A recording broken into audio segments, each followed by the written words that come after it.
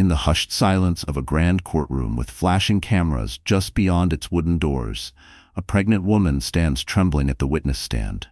Her tears reflect a deep heartbreak and a determination that hints at secrets soon to be unleashed. On the other side, a confident mistress sits poised, confident she holds the upper hand. As the tension mounts, a hush falls over the entire room. When the wife's lawyer slides an envelope across the polished mahogany table, the DNA result inside carries the power to shake an entire millionaire dynasty to its core, and no one sees the devastating revelation coming. Alexander Whitman was born into privilege in the affluent town of Bellecrest Park, where manicured lawns rolled behind wrought iron gates and family names carried weight like royal titles. The Whitman name had long been synonymous with influence, old money, and philanthropic endeavors. Alexander's great-grandfather, Franklin Whitman, had built the family's wealth through bold investments in steel and later expanded into international shipping and real estate. Over the generations, the Whitmans had established themselves as pillars of the community, known for their elite gatherings, charitable foundations, and a steadily growing financial empire. Now, in his early 30s, Alexander had been groomed from birth to carry the torch of the family legacy. He attended the most prestigious boarding schools, Crestfield Academy for high school, followed by Princeton for his undergraduate degree, and finally Harvard for his MBA. With each academic milestone, he earned accolades and networked with future business moguls, scholars, and even members of foreign royalty. By the time he returned to Bellecrest Park, he had transformed into the quintessential gentleman his parents had raised him to be. Standing at 6 feet tall, with a poised demeanor and a quiet intensity in his green eyes, Alexander possessed a rare combination of elegance and command. Whether he was leading boardroom discussions or hosting charity galas, he had an effortless ability to draw people in. People hung on his words, for he carried the kind of presence that made others believe in his vision, whatever it happened to be. It was at a benefit event for the Whitman Foundation, which supported access to clean water in underserved regions, that Alexander met Camille Rivera. Camille came from a working-class background and understood the value of resilience. She was attending the University of Chicago on a merit scholarship, majoring in public relations, and had just landed a competitive internship with a respected media firm. She was at the benefit at her supervisor's recommendation, completely unaware she was about to meet the pride of Bellecrest Park. Camille's heartfelt sincerity and her passion for creating change stood out in a room thick with polished smiles and rehearsed speeches. She spoke candidly about her journey, how she worked 2 jobs to pay her way through school, and how she believed education and access were the keys to lifting communities out of poverty. Alexander was instantly captivated by her authenticity and warmth, qualities he seldom encountered in his high society world. By the end of the evening, he made it a point to speak with her, and for the first time in years he felt something close to being swept off his feet. Their connection was instant, like a spark in a room full of flickering light. It didn't take long for a whirlwind romance to bloom. Alexander courted Camille with every bit of old-world charm passed down through generations of the Whitman lineage. He sent her flowers, carefully chosen, notes written by hand instead of hurried texts, and arranged candlelit dinners, not only in the finest restaurants of the city, but occasionally beneath the stars in the Whitman estate's sprawling private gardens. Camille, moved by his earnestness, responded with equal depth, despite the vastly different worlds they came from. Their shared belief in social causes and compassion for others became their common language. Within a year, Alexander proposed during the Whitman family's holiday celebration, presenting Camille with a vintage diamond ring that had once belonged to his grandmother. Their wedding, held on the estate's meticulously manicured lawn, was a spectacle of grandeur. Politicians, Fortune 500 CEOs, and public figures mingled under crystal chandeliers imported from Paris. But for all the opulence, the true moment of magic came when the two exchanged vows in front of a massive rose garden. Camille glowed in her ivory gown, pledging her heart through every high and low.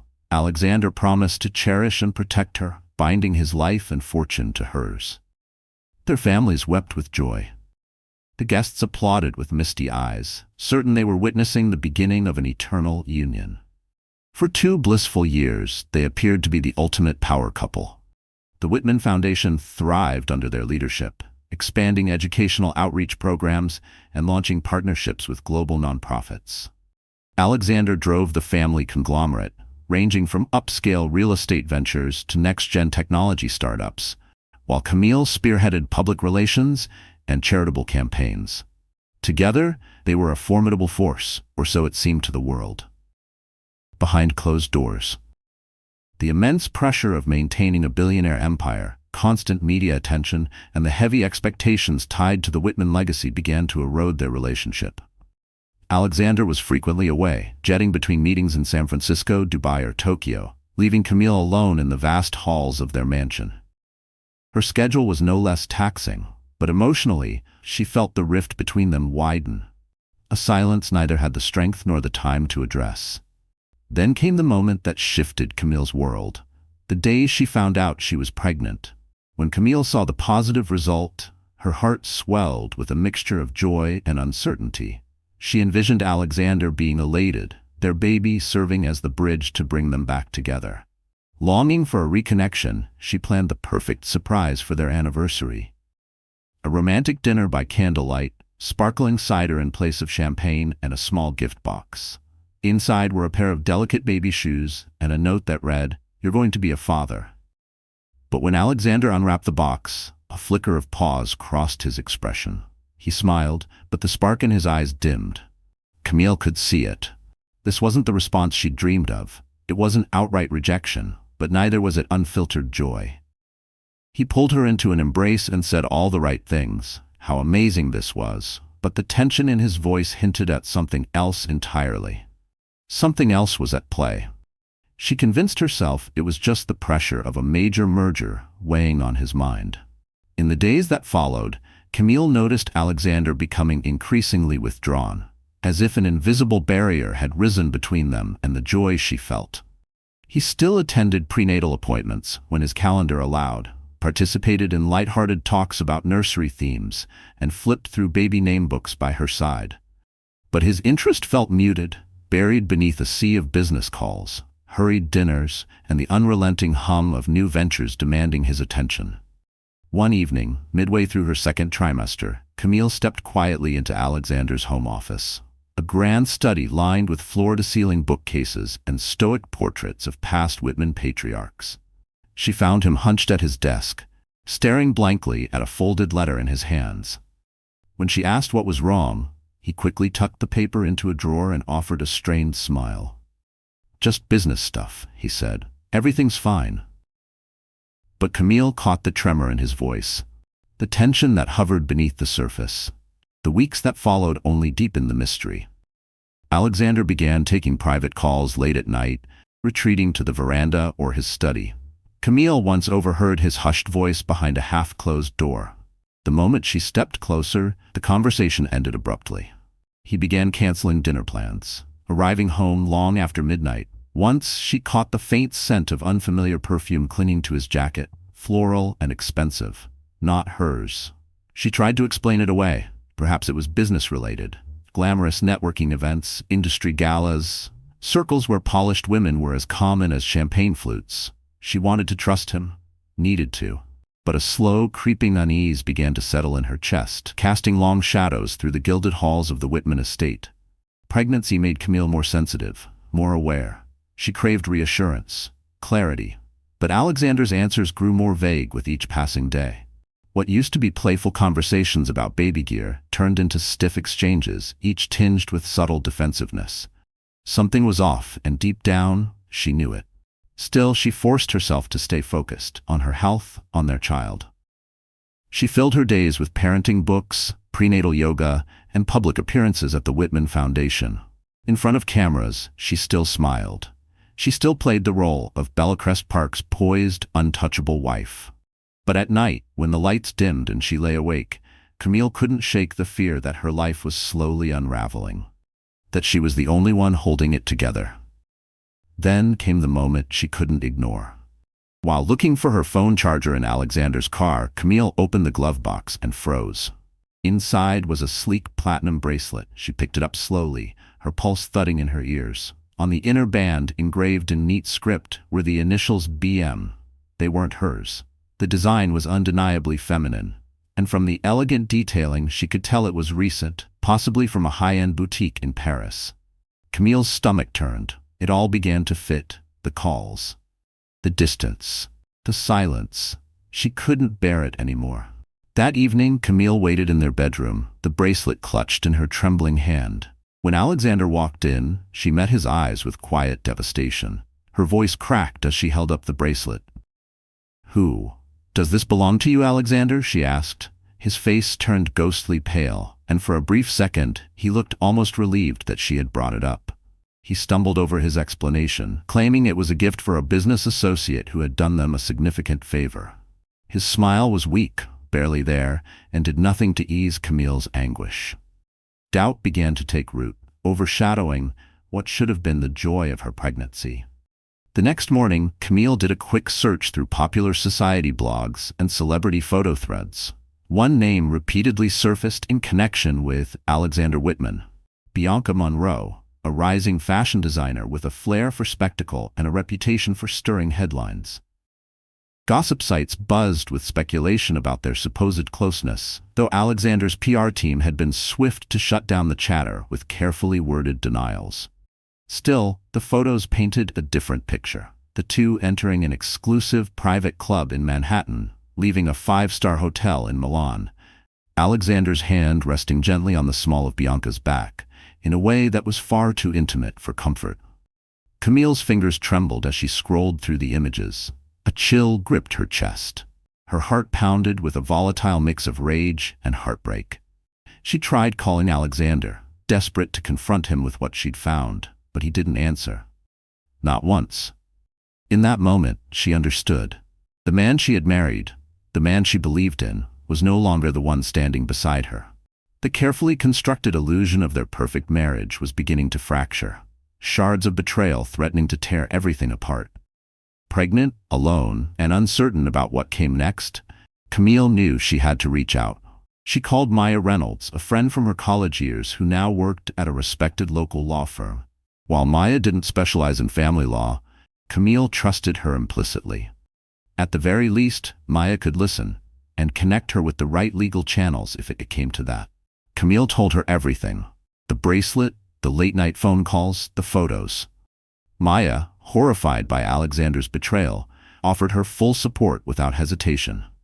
That night, as the lights dimmed inside the sprawling Whitman estate and silence reclaimed the halls, Camille sat alone, her hand resting over her belly. She whispered to her unborn child, "No matter what happens, I'll protect you." But she couldn't have foreseen the magnitude of the storm about to descend. One that would not only threaten the Whitman name, but send Camille into the most grueling trial of her life. Bianca Monroe wasn't just another headline-chasing socialite. She was ruthless, an ambitious climber who had navigated the fashion world with sharp instincts and even sharper manipulation. Her designs were bold, eccentric, more often found on gossip blogs than in top fashion magazines. She thrived on scandal, certain that all publicity, good or bad, was fuel for her brand. At 5'9", with platinum blonde hair and a frostbitten smile that could make critics stutter, Bianca knew exactly how to keep herself in the limelight. So when Alexander Whitman began to appear in her circles, the rumors exploded. The paparazzi caught them together repeatedly at underground clubs, during her Fashion Week events, at elite restaurants in Paris and Milan. For months, whispers grew louder, suggesting that Bianca was the other woman. Alexander's publicists moved quickly to suppress the stories, issuing threats, paying off tabloids, spinning damage control. But behind the scenes, Bianca had no interest in keeping the relationship secret. She seduced Alexander with extravagant soirees and a taste of a world far removed from his family's philanthropic banquets and formal black-tie galas. With her, Alexander tapped into the part of himself he always buried, a craving for unpredictability and danger. Each rendezvous with Bianca brought a jolt of freedom, a thrill he couldn't find in the carefully managed empire of the Whitmans. Bianca quickly became addicted to the power she held over Alexander. She enjoyed shaping her own story, but shaping his? That was a far more tantalizing conquest. To manipulate the heir of one of Bellecrest Park's most powerful families was the ultimate thrill. The goal wasn't just Alexander's affection. It was his last name, his wealth, and the envy that would radiate through every tier of high society. But Alexander was torn. Torn between the life he'd built with Camille, especially now that she was carrying his child, and the intoxicating escape Bianca offered. Deep down, he knew there was a boundary he should never cross. But pride and the allure of rebellion drove him closer to the edge, eager to outrun the suffocating pressure of the Whitman legacy. Bianca sensed this fracture in him and seized the moment.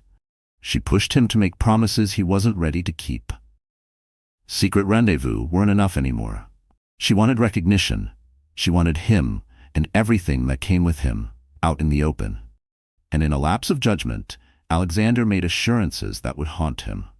When the news of Camille's pregnancy became public, Bianca's envy turned volatile.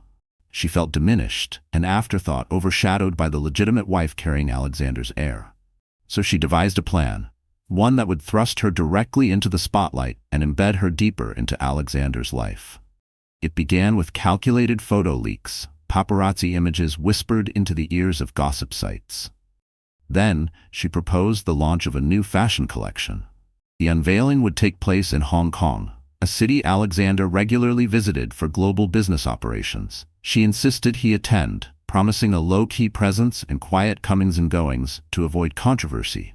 In truth, she had already tipped off select photographers, ensuring they would be positioned for just the right angles, the kind that sparked firestorms. Alexander, unaware of Bianca's orchestration, agreed. That night, on the rooftop terrace of a glittering Hong Kong skyscraper, cameras flickered from hidden corners, freezing the moment his hand lingered on Bianca's waist just a little too long. A pose too intimate to ignore. By morning, the tabloids exploded with explosive headlines. Photos of the pair, laughing, leaning close, suggested far more than a business relationship. Thousands of miles away in Bellecrest Park, Camille woke to the sight of her husband's face plastered across entertainment outlets and society columns. And next to him? Bianca. Her stomach turned. The devastation was instant, raw, and impossible to contain. When Alexander returned home, Camille confronted him in a whirlwind of sobs and fury. There were no more denials. This time, he didn't even try to spin the truth. He blamed exhaustion, the demands of work, the suffocating expectations. It was a mistake, he muttered, a lapse in judgment. But Camille saw the detachment in his eyes, the absence of remorse, and the unwillingness to cut ties with Bianca. She knew then that this was no fleeting misstep. Bianca had planted herself deep. Emboldened by the success of her media stunt, Bianca escalated her demands. She wanted to be seen, on Alexander's arm at public events, to be recognized openly. In one chilling phone call, she threatened to go public with even more photos, text messages, and videos if he didn't comply. She even boasted about a potential collaboration with a top-tier real estate mogul, someone who could either rival or partner with the Whitman conglomerate. The message was crystal clear. She could sabotage Alexander both personally and professionally if he didn't fall in line. Trapped, Alexander felt control slipping through his fingers. For the first time in his life, his family name, wealth, and influence weren't enough to contain a scandal. Bianca had him cornered, and his marriage to Camille was fraying fast. Every time he tried to cut ties, Bianca threatened more exposure, more fallout. If Camille learned the full extent of their affair, and worse, the fact that Alexander had once made vague promises to leave it all behind for Bianca, he feared she would leave him. And if she did, she'd likely walk away with a sizable portion of the Whitman fortune. But nothing could have prepared him for what came next. In a private text, Bianca dropped a bombshell. She claimed she was pregnant, too. Alexander's world spun. If true, the repercussions would be catastrophic. 2 women, both carrying what could be heirs to the Whitman dynasty. The press would feast on it. The scandal could fracture the legacy that generations of Whitmans had built. Desperate, Alexander turned to one of the few people he still trusted, William Frost, a seasoned attorney who had served as the Whitman family's behind-the-scenes problem solver for decades. William had a reputation for discretion and an iron will, often cleaning up the messes that others couldn't touch. But Alexander underestimated how quickly things would spiral once William stepped in. On the day Alexander met with Frost in his downtown office, he pleaded for a way to neutralize Bianca's claims and ensure Camille remained unaware of the affair's depth. Frost, calm and calculating, promised to dig into it, starting with a discreet private investigator to confirm whether Bianca was truly pregnant. If the claim was false, they'd discredit her. If true, a confidential settlement would be arranged to handle things quietly. What no one saw coming was the leak. Word spread quickly in Bellecrest Park's elite circles. Soon, whispers began that Alexander was not only cheating, but also scrambling to conceal a second pregnancy. The story evolved faster than anyone could control.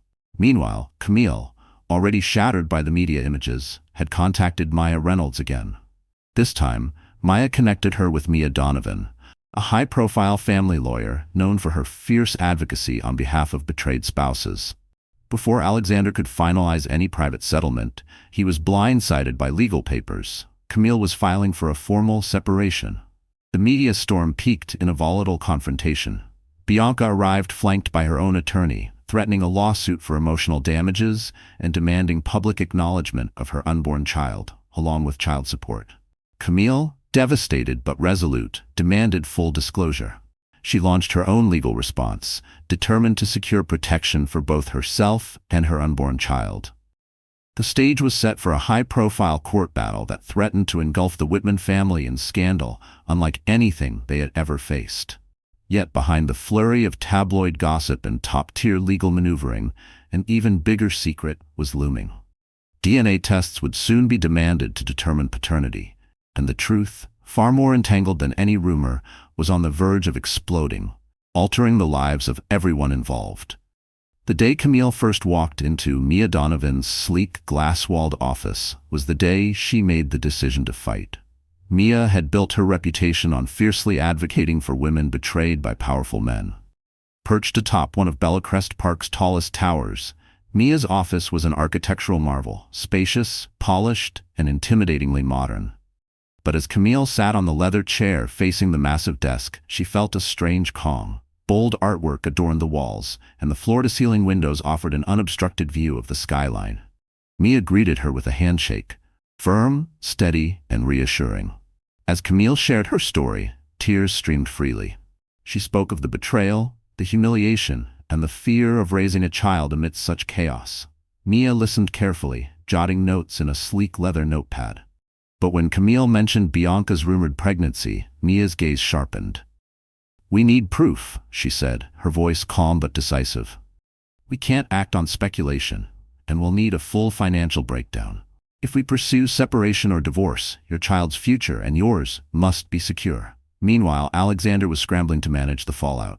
His longtime legal advisor, William Frost, urged him to project stability and contrition. "Stay calm, publicly express regret, emphasize your commitment to family," Frost instructed.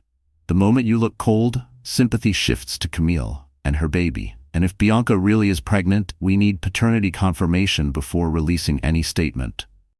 Bianca, too, was preparing for battle. She had retained Trevor Blaine, a celebrity lawyer renowned for extracting enormous settlements from elite clients. Blaine immediately went to work, crafting a media-friendly narrative, casting Bianca as a misunderstood visionary who had been drawn to Alexander through artistic collaboration and an undeniable emotional connection. The tabloids jumped in, spinning dueling portrayals of Bianca, cunning seductress or exploited muse. Public opinion split down the middle. Amid the chaos, Camille's health began to decline. Stress robbed her of sleep. She experienced dizzy spells, migraines, and rising blood pressure. Her obstetrician, Dr. Felicia Warren, began seeing her more frequently, issuing repeated warnings. "Chronic stress puts both you and the baby at risk," Dr. Warren cautioned. "You need support. You need peace." One night, shortly after a brutal headline plastered her across national tabloids, Camille clutched her belly and collapsed onto the floor of her bedroom, overwhelmed by a sudden, stabbing pain. Her assistant rushed her to the ER, where doctors quickly stabilized her and monitored the baby. Thankfully, there was no permanent harm, but the incident served as a terrifying wake-up call. The sterile white lights of the hospital room, the cold stethoscope against her skin, the rush of nurses, Camille lay there blinking back tears, staring at the ceiling as the realization sank in. Dr. Warren looked her square in the eye and said, "That was a warning. You cannot go on like this." Camille left the hospital shaken, more aware than ever that she wasn't just surviving a scandal. She was fighting to protect a life that depended on her. But peace was impossible to find when every TV station flashed Alexander's face and every gossip blog dissected her marriage. Paparazzi swarmed outside the Whitman estate. Reporters shouted questions as she walked to her car. The once private mansion had become a war zone, drones hovering overhead to capture any shred of drama. The Whitman family, ashamed and desperate to save face, tried to contain the damage. Alexander's mother, Victoria Whitman, made a show of supporting Camille, offering carefully chosen words of comfort, but Camille felt the hollowness behind them. Victoria's true concern was the family's image, not Camille's well-being. As the scandal deepened, Frost and Blaine agreed to arrange a confidential mediation. Their goal: avoid a courtroom circus. Frost arrived with clinical precision and a clear agenda. He presented a non-disclosure agreement that would bind Bianca to secrecy. In exchange for a generous settlement, they would maintain that the affair was over, that Alexander would continue to offer support to Bianca during her claimed pregnancy if it was confirmed, and that there would be no further public discussion of the relationship. In Frost's mind, this was a straightforward, clean transaction. But Bianca had no intention of slipping quietly into the shadows. She wasn't content with being a secret or a payoff. She craved attention and saw this scandal as a golden opportunity to elevate her public image and financial standing. Bianca refused to sign the non-disclosure agreement unless Alexander publicly acknowledged her child. After a paternity test confirmed it, Frost immediately rejected the demand. A formal acknowledgement would be a public blow to the Whitman legacy, a clear sign that the family's polished image had been irrevocably damaged. The mediation fell apart. Both sides left the table fuming. Public fascination skyrocketed. The scandal dominated headlines. Talk shows debated the morality of Alexander's choices. Social media flooded with hashtags like Whitman Affair.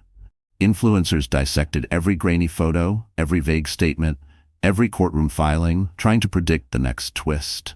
It became a modern soap opera. The pregnant wife versus the seductive mistress, and the world was hooked. Eventually, a court hearing was set. Camille, through Mia Donovan, filed for legal separation, citing infidelity and emotional trauma.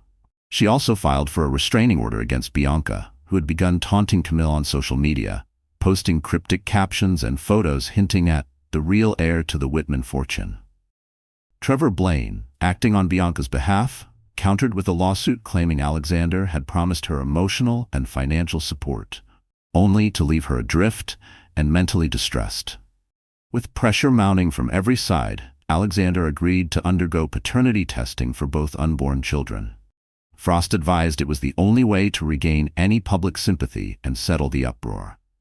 Despite everything, Camille found herself silently praying that Bianca's pregnancy was a lie. But the fear lingered. What if it wasn't? What if both children were his? The thought of raising her baby under the shadow of a perpetual custody war haunted her. Sleepless nights blurred into anxious days. The testing process moved forward in secrecy. Only the attorneys and assigned medical professionals knew when the DNA samples were collected. Everyone waited, holding their breath, knowing that one page of lab data would shape the future of everyone involved. Then, 2 weeks before the court date, Frost received a sealed envelope labeled DNA Results Confidential. He immediately summoned Alexander to his office. When Alexander arrived, Frost locked the door behind him. The room was thick with unspoken tension. Without a word, Frost slid the envelope across the polished desk. Alexander hesitated, hands slick with sweat. "Open it," Frost said. Alexander fumbled with the seal, tearing it open with shaking fingers. He unfolded the documents and scanned the page, his eyes darting across the cold, clinical rows of genetic data. Frost watched him, his gaze unblinking, fixed on Alexander's face. When Alexander finally spoke, his voice was raw. "This changes everything," he whispered. But before Frost could respond, his phone vibrated. It was Mia Donovan, calling on behalf of Camille. She requested an urgent meeting regarding new, significant evidence her team had uncovered. Frost's chest tightened. He looked at Alexander, who now sat pale and stricken, like a man who had just seen his entire life collapse. The meticulous strategies, the payoffs, the damage control, all of it could unravel in an instant if the paternity results were as devastating as Alexander's expression implied, and if Camille's legal team had uncovered something even more damning. The labyrinth of lies and secrets was narrowing. Every corridor now seemed to lead toward a single, inescapable confrontation. In just a matter of days, the entire world would know. The courtroom was poised to erupt, full of flashing cameras, reporters crowding the steps, and the collision of three fragile, entangled lives under the glare of scandal's unforgiving spotlight. The days leading up to the hearing felt like the eye of a storm. The Whitman estate, once a beacon of elegance and order, now hummed with tension. Staff tiptoed through hallways, avoiding eye contact and doing their best to remain invisible amid raised voices and hurried footsteps. The gates were still flanked by journalists and news crews, their cameras at the ready to catch any movement that hinted at breaking news. Camille found fleeting moments of peace in the quiet rhythms of her pregnancy, especially when she felt the soft flutter of her baby kicking. In those moments, she'd place a protective hand on her belly and remind herself of her mission, to safeguard this child above all else. Still, her nerves were fraying. She'd heard murmurs that Frost had the paternity results. Alexander hadn't said a word, but the haunted look in his eyes, the way he aimlessly roamed the halls, it told her more than any headline ever could. Something had changed, something irreversible. With Mia Donovan's sharp guidance, Camille built her legal case carefully. Mia gathered documents detailing Alexander's assets, property deeds, investment portfolios, trust accounts. These were critical to securing Camille's financial rights. She also collected a trail of messages, photos, and witness statements from staff who had quietly observed suspicious behavior between Alexander and Bianca. Some of the household employees, once loyal to the Whitman name, found their loyalties divided. Seeing Camille's pain, many chose to speak. They reported secret deliveries of lavish gifts, Bianca's late-night visits, and Alexander's deteriorating mood over recent months. Meanwhile, Bianca launched her own offensive. She gave an explosive interview to a tabloid, masterfully shaped by Trevor Blaine. In it, she presented herself as the misunderstood woman who had fallen for a powerful man's promises. She spoke of her anxiety during the pregnancy, her fear of being abandoned, and the betrayal she felt as Alexander distanced himself. She played to public empathy. And it worked, at least for some. While critics condemned her role in dismantling a marriage, others defended her, arguing she had been manipulated like everyone else. Public fascination soared. Primetime specials were scheduled. Legal experts, psychologists, and gossip pundits all weighed in. Who was telling the truth? Who was to blame? And who, if anyone, deserved forgiveness? Meanwhile, Frost worked tirelessly behind the scenes to devise a last-ditch strategy to contain the fallout. He considered selectively leaking a controlled version of the story, one that painted Alexander as having been deceived by Bianca, hinting that her pregnancy might not be legitimate. But the DNA results in his possession made that angle risky. They complicated any spin he could attempt, and with no insight into the significant evidence Mia Donovan claimed to hold, his usual confidence in narrative control was slipping. Torn between his loyalty to the Whitman family and the unpredictable legal terrain ahead, Frost debated whether to advise Alexander to negotiate a swift settlement or brave the firestorm of a public courtroom showdown. The night before the hearing, a private conversation unfolded in Alexander's study. After a dinner filled with tension and few words, he asked Camille to meet him there. She arrived to find him standing alone by the tall bay window, his silhouette illuminated by moonlight spilling into the room. The gardens outside glistened in silence. He looked like a man undone, his usual sharp composure traded for a hollow, grief-stricken stare. Neither of them spoke at first. Finally, Alexander broke the silence. "I never wanted any of this," he said, his voice unsteady. "I was reckless, foolish, and now I might lose everything, lose you, our baby." Camille stood still, fighting the tears rising in her throat. 100 questions circled in her mind. She wanted to ask about the DNA results, why he hadn't just told the truth. But above all, she wanted to know, had he ever really loved her? "If he never wanted this," she said quietly, Then why chase it? Why lie? Again and again? Alexander struggled. The words didn't come easily. What emerged was a tangled confession, part apology, part self-pity. He spoke of being manipulated, of Bianca tapping into his desire for something different, something outside the rigid image the world had always expected of him. He admitted to craving escape from the pressures, the expectations, the name he was born into. It was a confession soaked in guilt, and too little, too late. Camille listened, but her eyes drifted past him, toward the garden, the trees, the life outside the suffocating walls of this house. A flicker of memory surfaced, their wedding day, the look in his eyes when he promised her forever. She remembered how deeply she had believed in that promise, and now standing here, hearing him reduce their unraveling to escapism, she felt her heart fracture all over again. It wasn't just betrayal, it was the realization that he had risked their life together for something so shallow. Before Camille left the room, she turned to face him, her cheeks streaked with tears, her voice barely more than a whisper. "Do you have any idea," she asked, "what it's like to go to bed every night carrying your child, not knowing if you'd rather be with her?" Alexander didn't respond. She left him there, swallowed by silence and shame that had come far too late. The morning of the court hearing dawned under a pale, subdued sky. At the Bellacrest Park courthouse, the steps were already swarming with reporters, photographers, and spectators gathered to witness the climax of the scandal. Police officers lined the entrances, holding back the ever-growing crowd. Camille arrived with Mia Donovan at her side, head high, steady, even as flashbulbs burst around her and questions rained down like arrows. She wore a simple black maternity dress, her face free of makeup. Instead, it was her natural beauty and the unfiltered emotion in her eyes that held the courtroom in silent awe. Camille entered with quiet strength, every step deliberate. Alexander followed soon after, accompanied by William Frost. Dressed in a finely tailored navy suit, he looked the part. But gone was the self-assured stride of Bellacrest Park's favored son. In its place was hesitation. Reporters shouted questions, flashes popping, but Frost pushed through, declining to make any comments. Bianca arrived last, draped in a striking designer gown that accentuated her figure. Her hand rested deliberately on her subtly rounded belly. Paparazzi surged forward, the flashes intensifying. She soaked it in. At her side, Trevor Blaine walked with theatrical polish, his pinstripe suit catching the light like a red carpet appearance.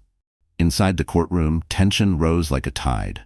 Presiding over the case was Judge Harriet Gibbons, a formidable presence who had seen her share of sensational trials. But nothing quite like this.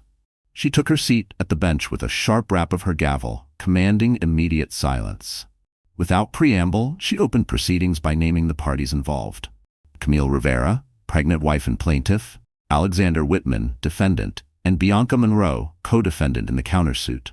Mia Donovan began with calm precision, outlining Camille's claims, infidelity, emotional distress, and the urgent need for financial support during her pregnancy. She introduced damning evidence, screenshots of messages, hotel invoices, private emails, all laying bare the extent of Alexander's betrayal. Camille kept her eyes on the floor, each detail cutting deeper than the last. Then Trevor Blaine countered, casting Bianca as the misled woman, manipulated by a man who had promised to leave his wife. He claimed that once pregnancy entered the picture, Alexander tried to buy Bianca's silence with hush money. Bianca's tears glistened under the courtroom lights. She dabbed them delicately with a handkerchief, her performance seamless. Some spectators were moved. Others rolled their eyes. Then the courtroom shifted as William Frost rose. His voice was cool and composed. He addressed the elephant in the room, paternity. And then he revealed the DNA results. Silence swept across the courtroom like a wave. Frost's voice didn't waver. Alexander's expression, however, drained of all color. For the child carried by Camille Rivera, Frost stated, there is a 99.9% probability that Mr. Whitman is the biological father. He paused. For the child claimed by Ms. Bianca Monroe, the results show a 0% probability that Mr. Whitman is the biological father. Gasps rippled through the room. Murmurs buzzed in disbelief. Bianca went pale. Trevor Blaine stared in stunned silence. Frost pressed on. While my client acknowledges the affair, he bears no biological responsibility for Ms. Monroe's pregnancy. He has been wrongfully implicated. Bianca shot up from her seat, shouting, "This is a lie." Tears streamed down her face. He'd paid them off, he bribed the labs. But Frost calmly handed over the sealed documentation, certified and stamped by an independent testing agency, beyond dispute. Judge Gibbons banged her gavel sharply. "Order in the court." Once the uproar calmed, Trevor Blaine reluctantly conceded they would need time to validate the DNA results. For Camille, the revelation was a twist she hadn't anticipated. Her gaze shifted to Alexander. If Bianca's child wasn't his, then why had he acted so terrified? And then it dawned on her. Alexander didn't know. Not until very recently. The entire nightmare had been built on a lie Bianca used to control him. But Mia Donovan wasn't finished. She rose, her voice steady and eyes unwavering. "Your Honor," she began, "my client has come into possession of significant evidence regarding Ms. Monroe's motives." She handed over documents to the judge, receipts from a private clinic in another state. The records revealed that Bianca had known for weeks that Alexander wasn't the father. The real father? A wealthy real estate developer named Conrad Gisham. Ironically, someone with business ties to the Whitman family. The courtroom exploded with noise. Bianca's poise crumbled in real time. Her legal team whispered furiously among themselves. Journalists, packed shoulder to shoulder, scratched out notes for the most scandalous headlines of the year. In a desperate move, Blaine claimed the DNA tests were inconclusive and tried to redirect attention back to Alexander's infidelity.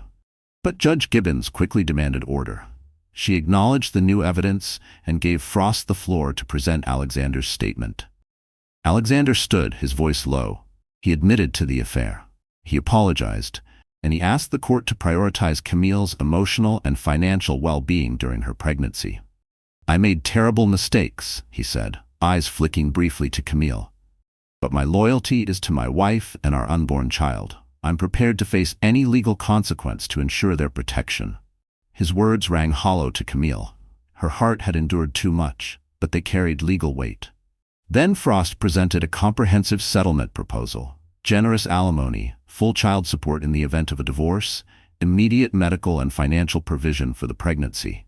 He also requested a permanent restraining order against Bianca to prevent her from spreading any further misinformation or defamatory claims. Judge Gibbons called a recess to review everything. Outside the courtroom, the media storm intensified. Reporters hurled questions, cameras flashed without pause, and headlines were updated by the second. Some painted Bianca as a manipulative antagonist. Others argued she was a victim outplayed by a powerful family. One thing was certain: the scandal had eclipsed the affair itself. When court resumed, Judge Gibbons addressed the room with resolute authority. She confirmed the DNA findings and acknowledged the documentation that indicated Bianca had knowingly committed fraud. She then turned to Alexander. "You've admitted to the extramarital affair that caused public and private distress," she said, "and the consequences have been severe for all involved." Turning to Camille, the judge said, "Mrs. Rivera, you have every right to seek compensation, child support, and any other legal provisions available under the law. This court will enforce those rights without hesitation."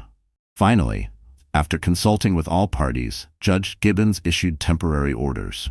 Bianca Monroe was ordered to immediately cease all public commentary and social media activity involving the Whitman family.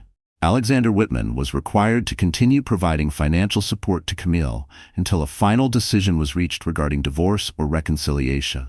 A future court date was set to finalize the terms, giving Camille time to determine whether to pursue legal separation or attempt reconciliation. The gavel struck. The courtroom exploded into a frenzy of noise. Questions, camera flashes, reporters swarming for statements.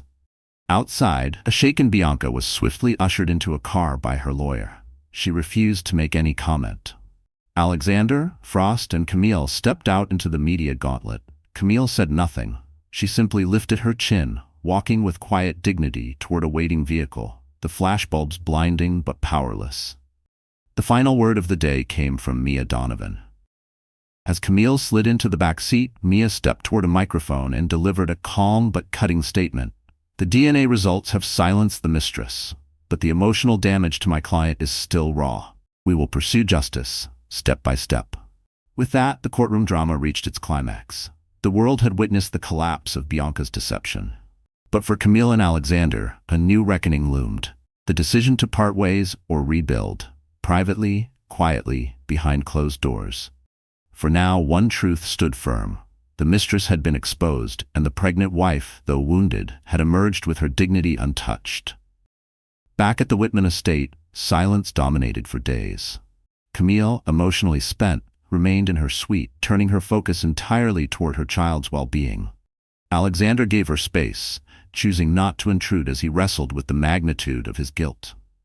Every room in the estate seemed to echo with the consequences of what had been revealed in that courtroom. The media feasted on the scandal.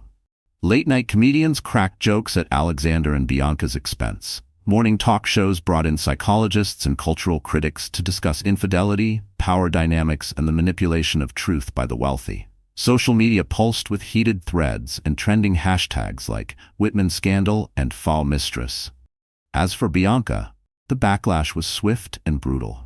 Fashion sponsors quietly canceled deals. Her PR team vanished. And Conrad Gisham, the actual father of her child, refused to speak publicly, choosing instead to cut all visible ties to the debacle. Rumors swirled that Bianca had fled to a coastal property, vanishing from public view to regroup or disappear. Her once buzzing social media accounts went dark. In their place, vague legal statements emerged from Trevor Blaine, claiming an appeal was imminent and hinting that the DNA results might be compromised. Inside the Whitman household, the staff tiptoed through their duties, unsure of the future. Would the estate soon belong to a mistress-turned-fiancée, or would Camille remain the rightful lady of the house? Victoria Whitman, Alexander's mother, gently encouraged Camille to consider reconciliation, for the sake of legacy, for the sake of their child. She even referenced Alexander's great-grandmother, who had once survived a scandal of her own and emerged with the Whitman name intact. Camille listened respectfully, but her heart remained unmoved. During this fragile time, Mia Donovan became Camille's closest confidant. She visited often, offering not only legal guidance but genuine emotional support. Mia presented Camille with divorce papers that secured her future, ensuring generous alimony, a substantial share of Whitman estate revenues, and full provisions for her and her child's long-term welfare. Camille's mind churned with a storm of emotions. Heartbreak over Alexander's betrayal, flickers of love for the man she once trusted, and a fierce maternal instinct to protect her unborn child from instability. After a week of distance and silence, Alexander requested a private meeting. They met beneath the sprawling oaks in the Whitman estate's secluded garden. The same trees had once been a backdrop for summer dinners and anniversary toasts, but now they bore witness to a fractured bond. Alexander pleaded for forgiveness. He acknowledged his mistakes, how he'd allowed a single affair to spiral into public disgrace. His voice was hushed, no longer arrogant, no longer smooth, just human. He offered to do anything. Therapy, fewer business commitments, more time at home. He said he wanted to be a father, a better husband, someone Camille could count on again. Camille listened, eyes glassy with tears. She thought of their early days, of laughter, of vows whispered before friends and family, of the cracks that had started slowly, invisibly. Her voice broke when she finally spoke. "I need time," she said quietly. "I can't just pretend this didn't happen." "I understand," Alexander replied. "Take all the time you need. Just know, I'm not hiding anymore. I'll be here, trying." She walked away, offering no promise, no certainty, only space. And in that space, healing began, if slowly. Over the next several weeks, Camille poured herself into her pregnancy and emotional recovery. Dr. Warren, her obstetrician, saw clear improvements in her stress levels. Her sleep stabilized, her energy returned. Each evening, Camille read parenting books, practiced mindfulness, and wrote in her journal, pages filled with sorrow, flashes of rage, and cautious glimpses of hope. Alexander, to his credit, made efforts. He scaled back business travel, attended therapy, even sat beside Camille during joint counseling sessions. They spoke openly about what had fractured their bond. Alexander admitted the weight of being a Whitman, the impossible expectations, the fear of falling short, and how Bianca had offered him an escape he hadn't known he craved. Camille opened up about her own pain, how isolated she had felt, how deeply the betrayal had cut. It wasn't a miracle. The cracks didn't vanish. But slowly, carefully, the edges softened. Trust, Camille knew, would never again come easily. It would have to be rebuilt, day by day. And yet, for the first time in what felt like forever, Camille experienced a flicker of cautious hope. She suspected her reasons for considering a second chance with Alexander, if she chose to take it, were rooted more in a desire to create a stable life for her baby than in salvaging a shattered romance. Mia Donovan remained ever vigilant, even as Camille drifted between the possibility of reconciliation and the allure of full independence. Mia continued refining the divorce paperwork and financial protections. "Whether you stay married or not," Mia said firmly, "I need to make sure you're fully protected. This is your insurance, if he ever slips again." Then, one crisp morning, Camille made a decision. She asked Alexander to meet her in the drawing room. The morning sun filtered through the lace curtains, casting a warm light on the antique furniture and quiet tension. With calm determination, she told him she was willing to try counseling, to explore if their marriage could be mended, but only if he agreed to sign the postnuptial agreement Mia had prepared. The document ensured that if Alexander were ever unfaithful again, or if the marriage became unsalvageable, Camille would be entitled to a significant share of the Whitman estate, no questions asked. Alexander hesitated only briefly before signing. As he handed her the pen, his eyes brimmed with tears. "I understand," he said. "I'll do anything to make this right." Over the next 2 months, they existed in a delicate peace. Alexander doted on Camille, helping set up the nursery, reading parenting books, even learning to massage her feet when swelling set in. The staff, once stiff with discomfort, began to relax. The estate, for a fleeting moment, felt like a home again, not a battleground of scandal. Still, shadows remained. Paparazzi occasionally lingered near the gates, hoping to catch a glimpse of lingering tension or a surprise appearance by Bianca.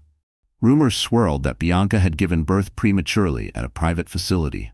The father, reportedly, was Conrad Gisham. No photographs emerged. Trevor Blaine had gone uncharacteristically silent. Some whispered that Conrad had paid Bianca to disappear, ensuring the drama would not spill further into the public sphere. Despite the noise, Camille and Alexander pressed forward. As the final month of her pregnancy approached, Camille's health stabilized. Dr. Warren scheduled a C-section due to early complications. On a crisp winter morning, Alexander drove her to the hospital. Nervous and clinging to each other's hands, they stepped into the maternity ward. After hours of preparation, anxious waiting, and silent prayers, the first cry of their baby pierced the air, a son. Camille held him close, tears streaking her cheeks. Alexander stood beside her, weeping openly as he whispered apologies and promises of devotion. In that moment, the chaos of the past vanished.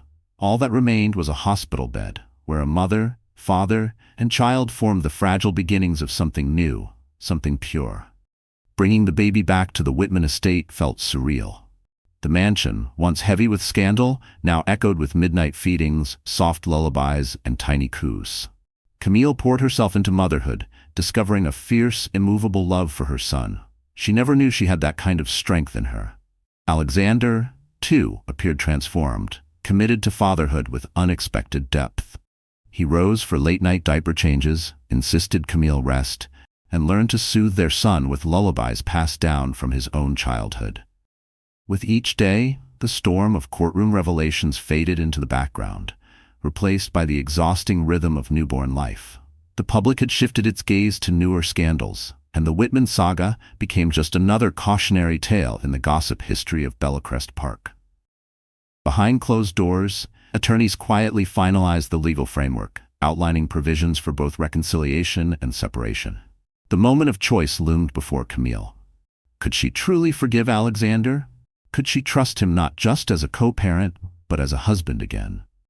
These questions weighed on her as heavily as the pain she once carried. She thought back to the courtroom, the sting of humiliation, and the nights she cried herself to sleep. Yet on one calm afternoon, while their son napped peacefully, she found Alexander in the nursery. He was cradling the baby, whispering an old lullaby with gentle awe.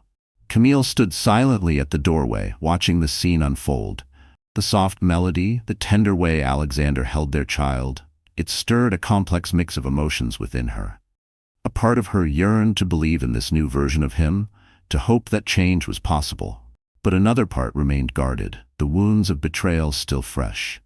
Something stirred in her chest, the weight of decision. When the baby made a soft noise, Alexander carefully stepped aside to let Camille nurse. At the door, he turned back, his voice low. "No matter what you decide," he said, "I'll be here. For him. For you, if you'll let me." That night, Camille returned to her old diaries. She flipped through pages filled with stories of university, their courtship, their wedding day, the glowing hope of the early years. She remembered how much she had loved him, and how deeply he had broken that love. But she also saw traces of something new. Alexander learning from his mistakes, signing the postnup without a word, rocking their son to sleep with sincere apologies. Showing up. She paused on a page detailing a spontaneous trip they took during their first year of marriage. The joy, the laughter, it all felt like a lifetime ago. Yet the man she saw today, holding their child with such care, echoed glimpses of the partner she once knew. Could that man be real again? With tearful honesty, she told him she wanted to try, really try, to rebuild. But it would be hard. It would take time. She needed transparency, communication, and daily effort. She would not be naive again. But she still believed in the possibility of change. Alexander promised to earn her trust, one day at a time, for as long as it took. And so, they moved forward. Counseling became part of their routine. They explored the pressures of wealth, the traps of influence, and the fragile scaffolding of their marriage. There were relapses, moments of tension, fear, even resentment.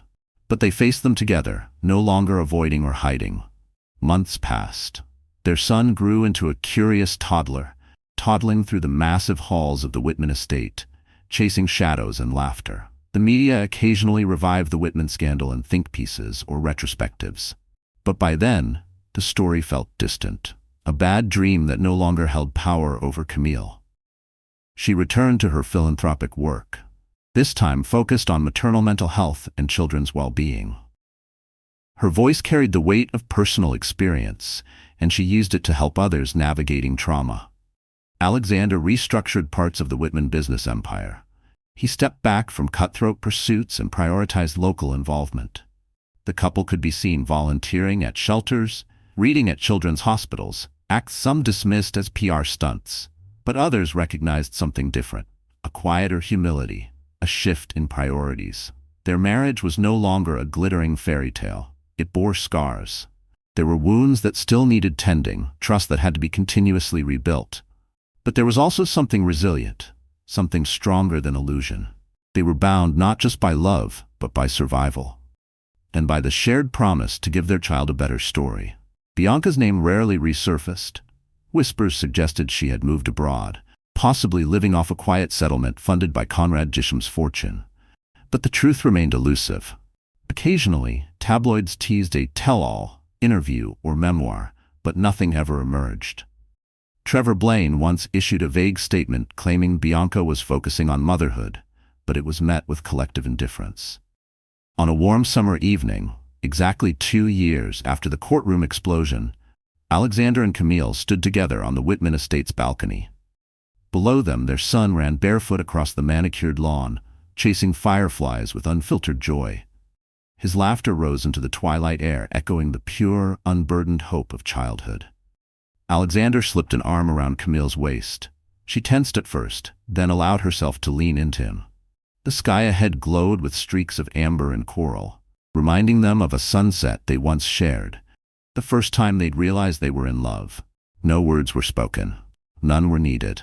They had endured a storm that could have, and maybe should have, ripped them apart. And yet, they had endured. They remained a family, bruised, yes, but unbroken. And strangely, in some ways, stronger. The future ahead remained uncertain, but not without hope. In the end, the DNA results that silenced the Mistress did more than exonerate Alexander from paternity. They peeled back the layers of deception, forced everyone to reckon with the lies and weaknesses that led them to that courtroom. Camille, who once wept on the witness stand, emerged more resilient, more focused than ever on protecting her child's future. Alexander, once the golden heir untouched by consequence, learned that wealth and power offered no escape from the truth, or from the damage one careless heart could cause. So the story has finally come to a close. And hey, you're still here. aren't you? That says something. Maybe it means that somewhere in this story, between the courtroom drama, the heartbreak, and the quiet acts of forgiveness, something touched your heart. Something felt real. Let's take a moment together to reflect. Just you and me. What this story leaves us with isn't just a tangled scandal or a media circus. It's something deeper. It's about how even the most privileged lives can crack under pressure. About how betrayal doesn't always end in ruin. And most of all, it's about what healing really looks like. Camille's journey reminds us that resilience isn't loud. Sometimes it's silent strength in the middle of the night, nursing a newborn while still carrying wounds that haven't closed. It's the decision to stay, not out of weakness, but from the hope that things can still change. It's choosing therapy, accountability, and truth over revenge. As the Stoic philosopher Marcus Aurelius wrote, "The impediment to action advances action. What stands in the way becomes the way." The scandal wasn't just an obstacle. It became the path that forced Alexander to confront his failings and Camille to rediscover her strength. And maybe that's the point. We all carry some version of that courtroom inside us. Some reckoning. Some moment when we're forced to decide, will we let pain define us or refine us? So if this story meant something to you, don't just scroll away. Give it a like.